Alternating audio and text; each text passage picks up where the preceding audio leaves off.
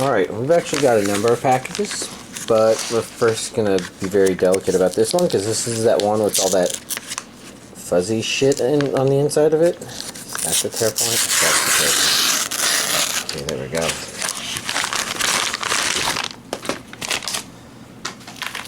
Okay, cool. And then we'll just keep going through these one at a time.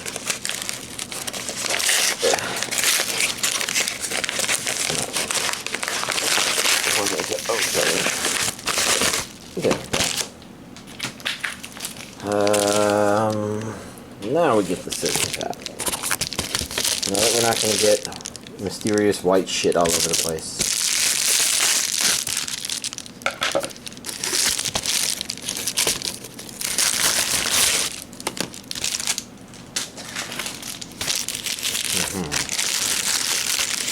Yeah, let's just put this there. Cut from the bottom.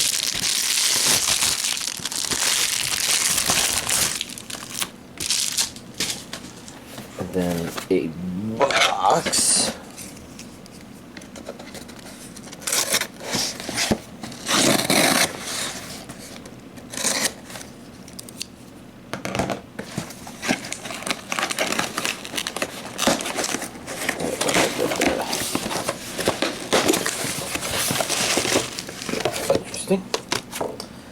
And then two other things. So one of them I forgot to show last week, and the other my friend forgot to give. So these are both related to birthday presents. You know, my friend gave me a Chernobyl. I'm trying to think if there's only a single season or not. But I think there's only a single season, because I think this is about the real life events of, well, the Chernobyl thing and people discovering some stuff. And then also, you know, I've already partially opened it, but this is 23andMe, which that refers to 23 chromosomes. So the idea is you spit into a tube. This has a paid-for thing that you send in, and you get health and ancestry information, which is kind of interesting. I've only guessed at my ancestry and health, so it'd be interesting to see what it has to say. Like, I open the letter and tells me I'm going to die in 5, 4, 3.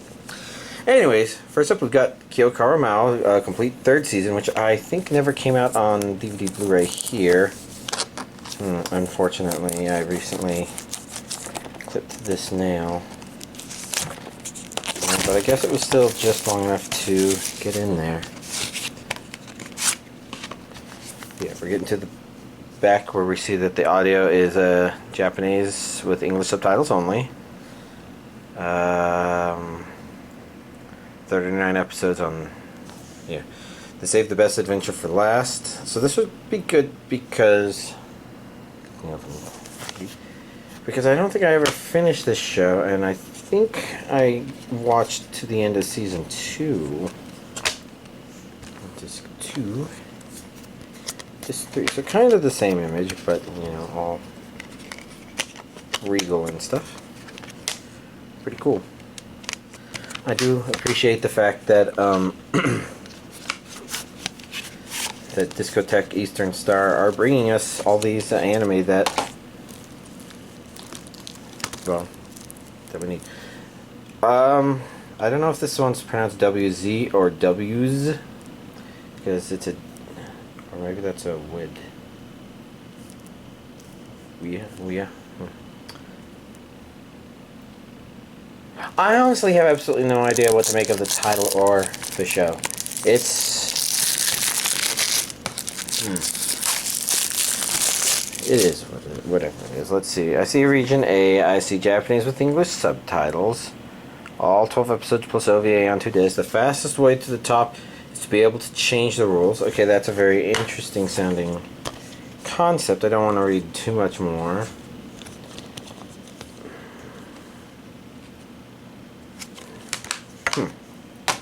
Curious. BEM, or maybe BEM. I assume BEM. I don't know if I was showing that, because I was already picking at this little sticker to see if we can find any sexy, I don't know. It's kind of hard to see maybe sexy pockets. No, his arms are folded. Okay, sexy folded arms. Okay, and then we go inside, and Well, let's get this outer plastic off.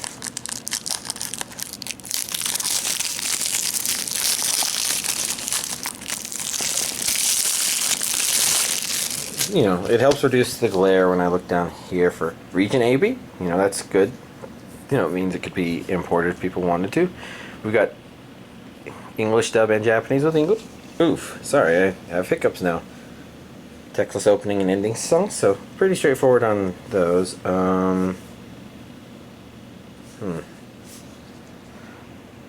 12 episodes on 2 Blu-ray discs. I was just thinking if that gives me any thoughts about it, and I'm not sure. This one's still a bit of a mystery.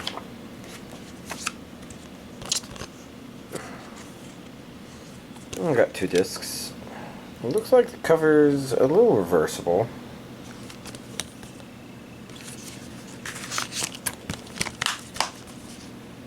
Pretty cool, I guess. Next up we have Date Alive 3. This would be the 3rd season. I guess we have to try and remove this sticker to get sexy first girl. Okay. You know, because most of her was already covered. How well do I remember all these characters? Because I remember her, and I remember her, and I remember her. I don't know if I remember anything specific about him. Could be worthwhile to rewatch the older stuff before I try to watch this.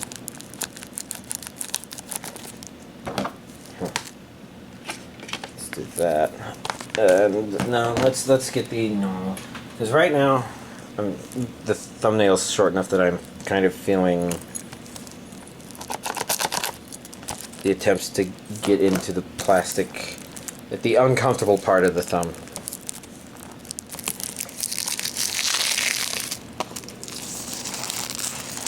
And why stick to a convenient tool when I have the right tool for the job? Still slightly convenient, and that did not go the direction I wanted it to.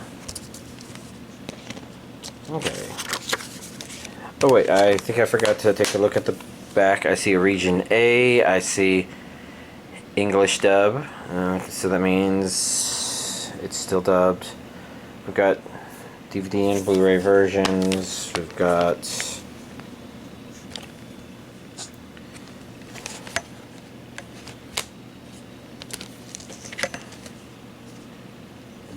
all the things.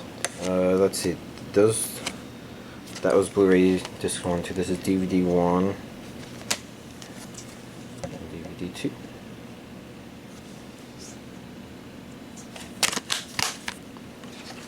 Cool. And of course, I forgot to put this back in here.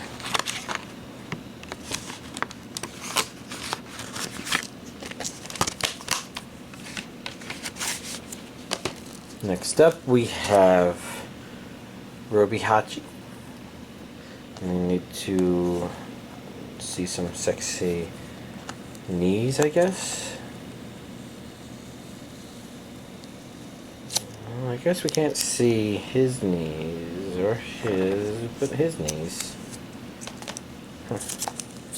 I guess that's really good. I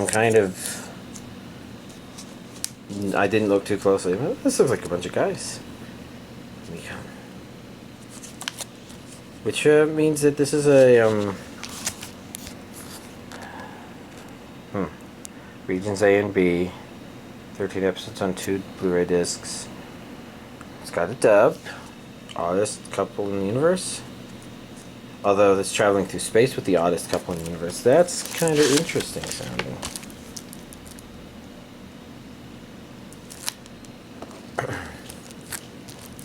I wonder if they meant a couple of friends or a couple.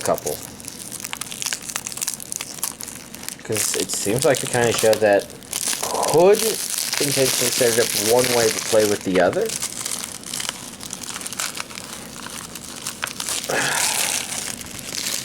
I'm kind of curious which it does. But I don't know, we'll have to see what my whims have me doing.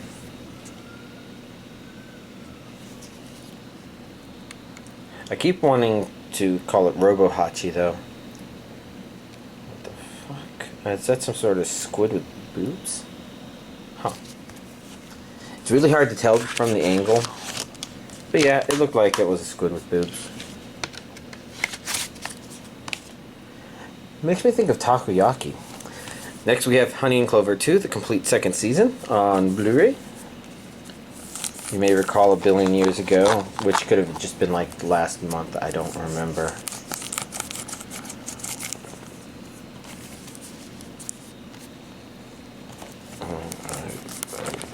I've split the plastic, I'm just having trouble getting it to do anything. And it's annoying because I can see the plastic along here that in theory could be used to start, and it's giving me problems up here. There we go. Piece of crap.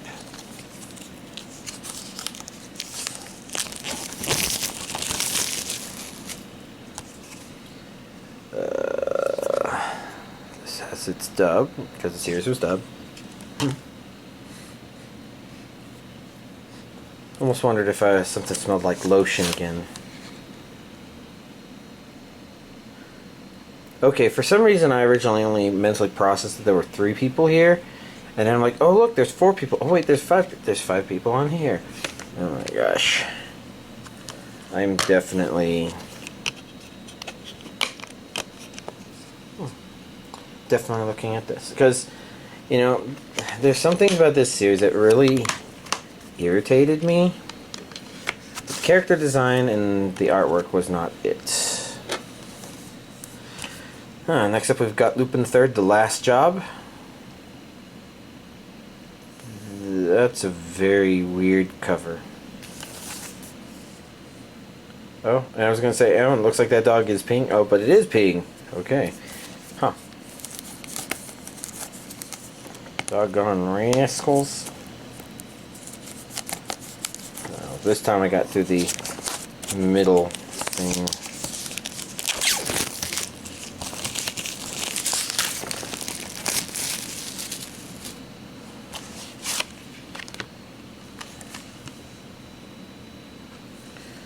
Let's see, Japanese with English subtitles, region A, Uno disc, full art version of that thing.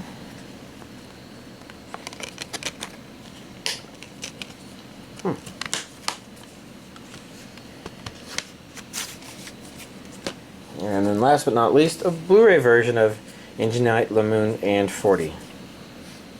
Yeah, this one, it smells like new plastic, but I was thinking, you know, that one DVD I got that smelled like lotion had been spilt into it and had seeped into the plastic and then kind of absorbed by the cardboard underneath the plastic.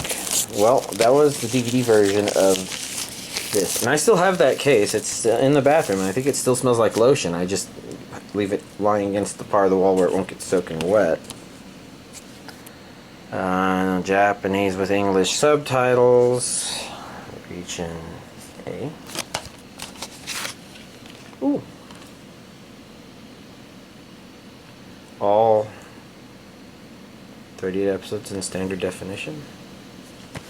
Is this the same one as that other one?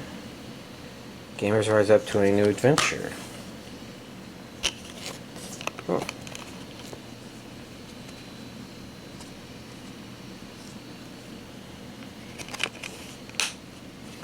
So it's Lamune and 40.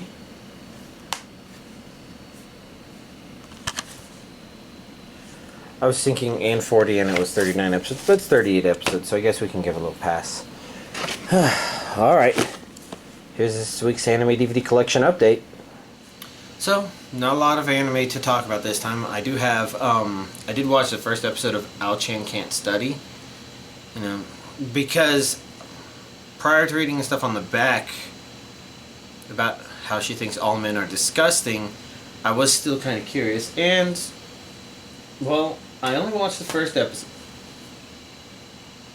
And it did seem to be going down the direction where it's like, I don't have the energy to try and watch it, I guess. I was already kind of low energy this entire week. But, yeah, didn't have the energy. So basically, I guess the idea is her grandfather he's kind of famous for his hentai, I guess. Unless it was erotic novels.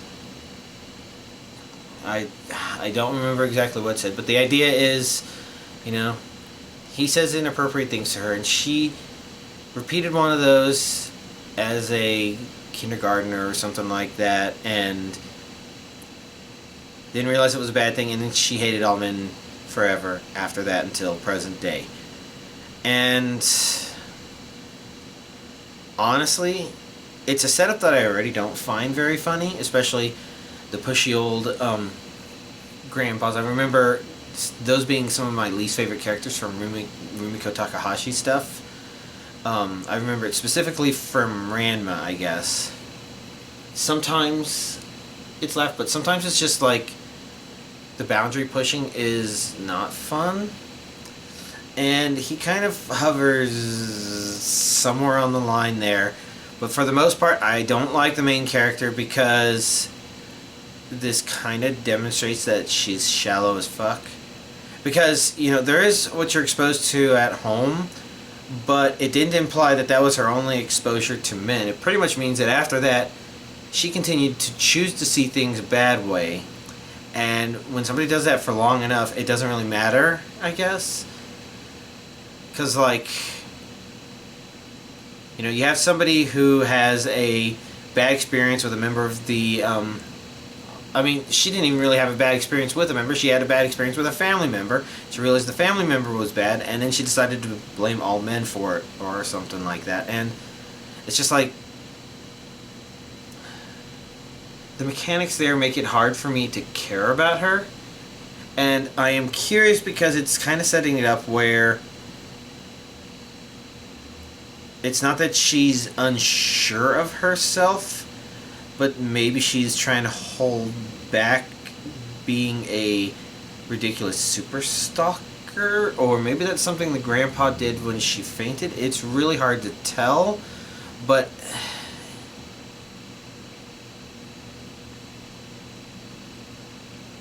honestly, I just don't want to put the energy into it.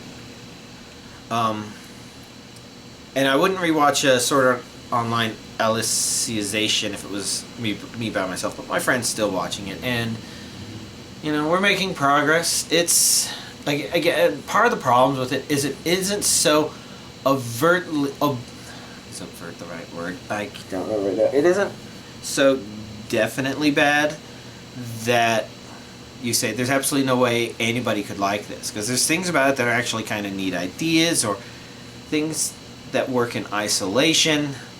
There's just glaringly obvious flaws all over the place that are very easy for people to, you know, roll their eyes because of it. And maybe they continue enjoying it despite that, or maybe they feel like they have to push on because they set a goal or something like that. You know, that kind of be my story, where I didn't feel like it would have good payoff because I kind of felt like it was definitely setting things up incorrectly. But that's an aside.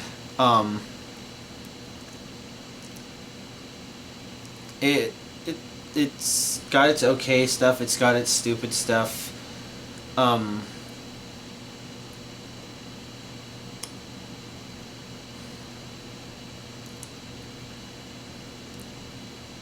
Yeah. There's these little things about it that are just like, man, those really work. I think the people who did the dub did a good job, but there's other little things where it's like, you know, I mentioned before that even though it's brutal, some of the times the brutalness doesn't feel deserved because the show sets up some of the brutalness as being appropriate situationally response, horrifying, okay, this actually works. But then other times, like, I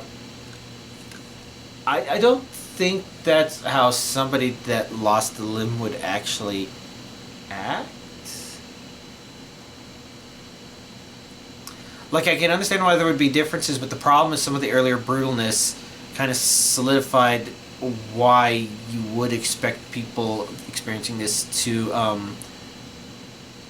not be different. So it's got a little.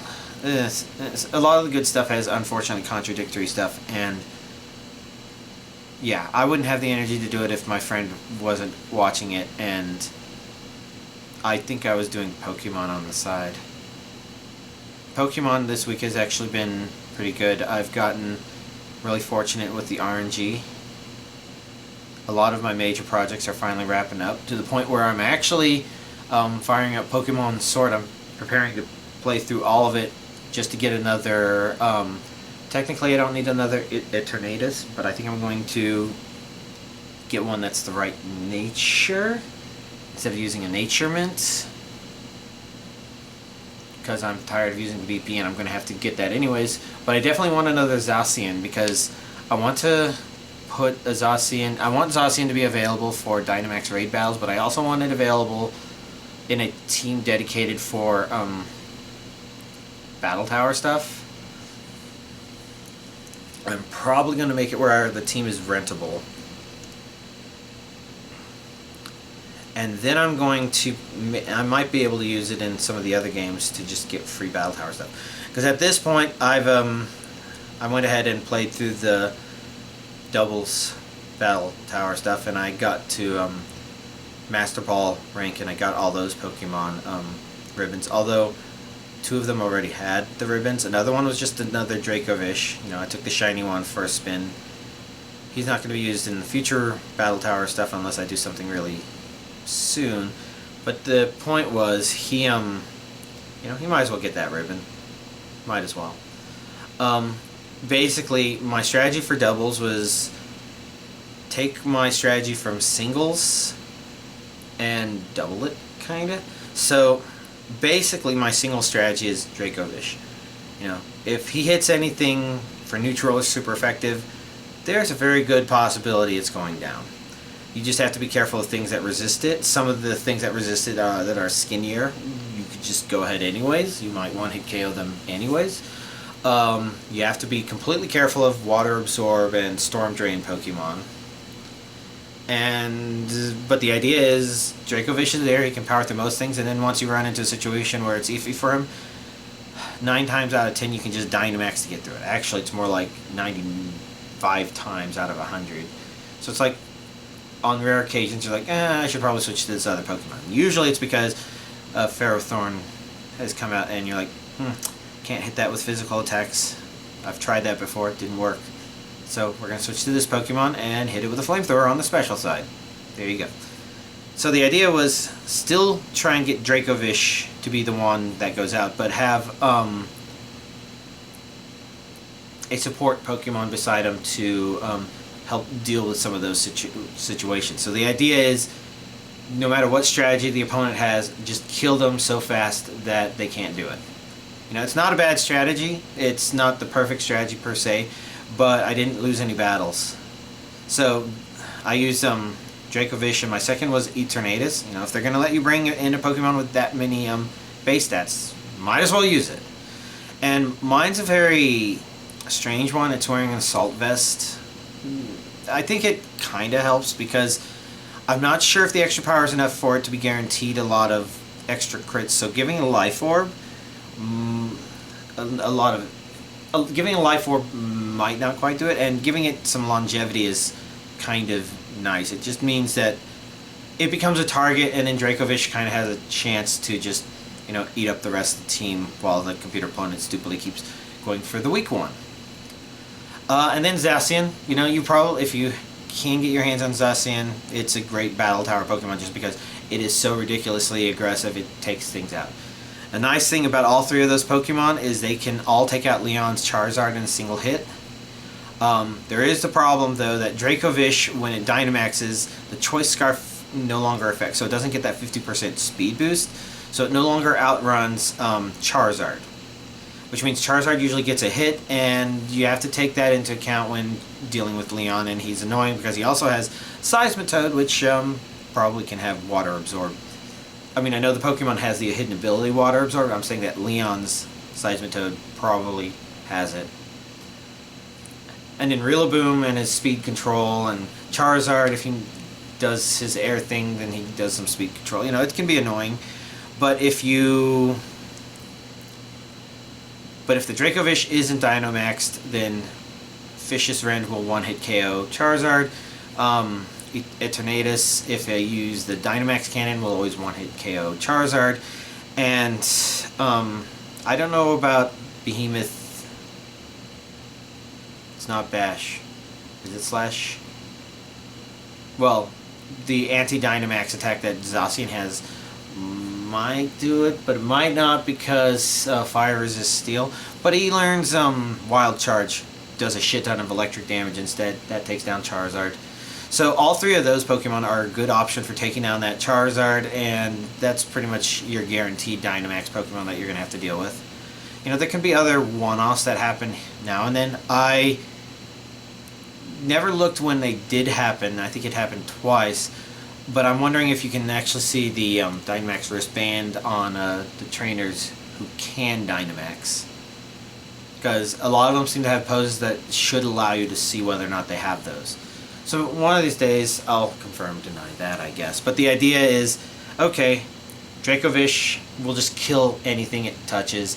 And I have Eternatus there to deal with a lot of stuff that Dracovish has problems with.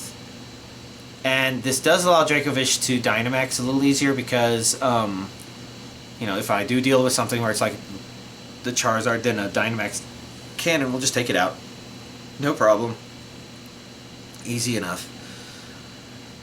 And if either of them fake, then that Zacian comes out, and that can handle most things. So, nothing could do anything about it, because at best you had some Pokemon that were able to set up Trick Room, but they couldn't do enough damage to really stop my Pokemon, so they couldn't sweep the team. You know, and I think that's an understanding. The trainers this time in the Battle Tower are much easier.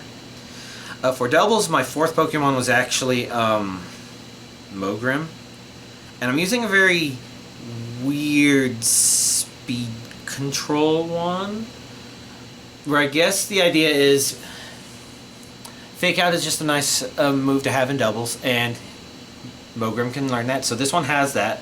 But it also has Prankster Trick to trick a lagging tail onto the opponent Pokemon. The idea being that maybe Mogrim isn't going to be the one dealing damage to it, but if he does that to a Pokemon, then your other Pokemon will probably outrun it, especially since, you know, the priority trick will get it on there really fast. And then for normal turns, you know, I think the turn ordering dynamically changes when speeds change. So if it hasn't gone yet and it's suddenly outspeeding everything else, it'll go next, for example.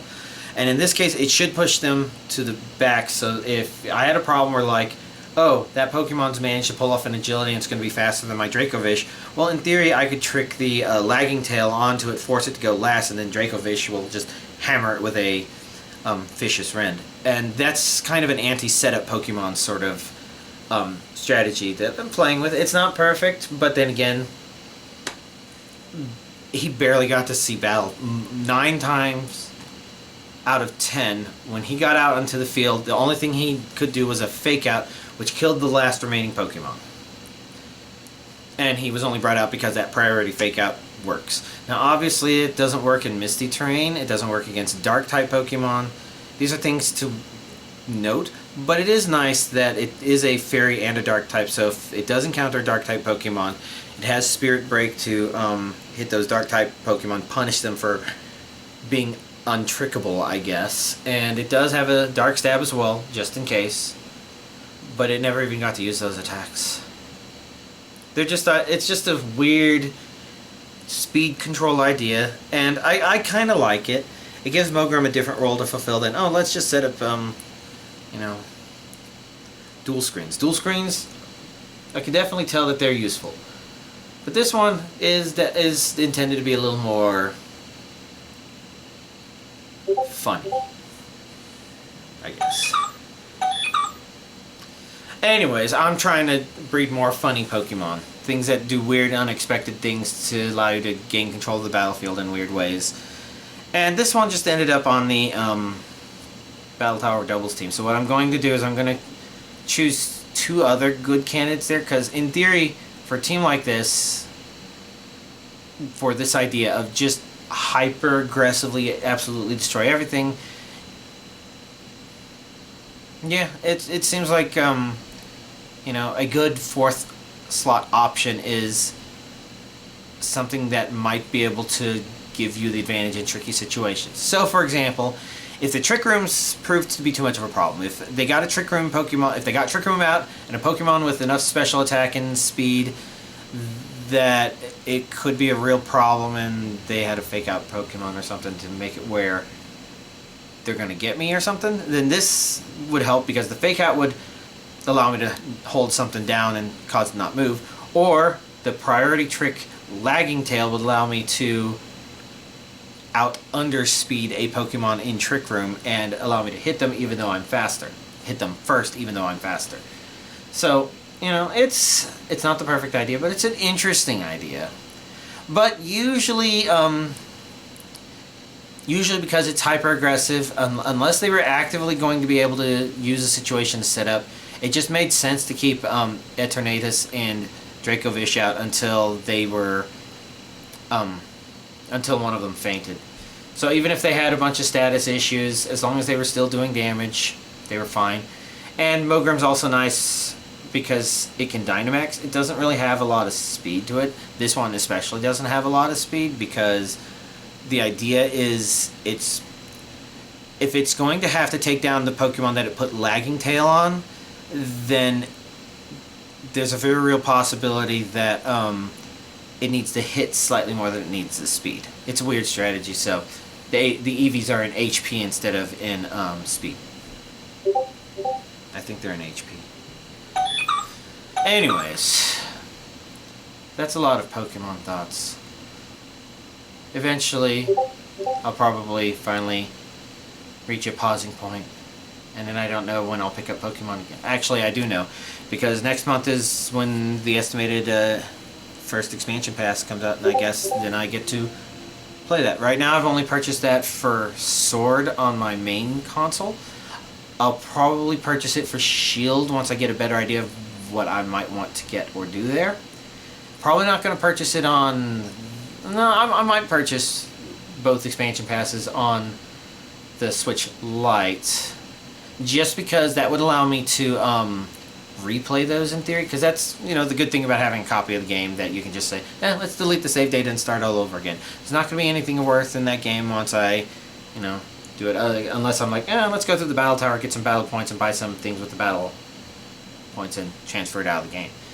You know, because that first run through of the battle tower, or the first 2 run throughs, I guess, is convenient. And this is why if I have the battle tower team uploaded where I could reuse it, then good. But I think there's a lot of teams like that already out. Oh well, it's stuff. Anyways, I guess that's this week's anime DVD collection update and my talking of stuff afterwards. I guess just a reminder, I've been reminded recently that Brigadoon exists, and I do still love it. It's a very weird anime though, so if you do watch it, you might want to give it a couple of episodes, because you'll probably think you have it pegged by the end of the first episode, but then you'll kind of realize by the end of episode 3 that it really started going in a direction very unexpected. So if you watch it because I just mentioned it, you just keep that in mind. Otherwise, y'all have a nice week.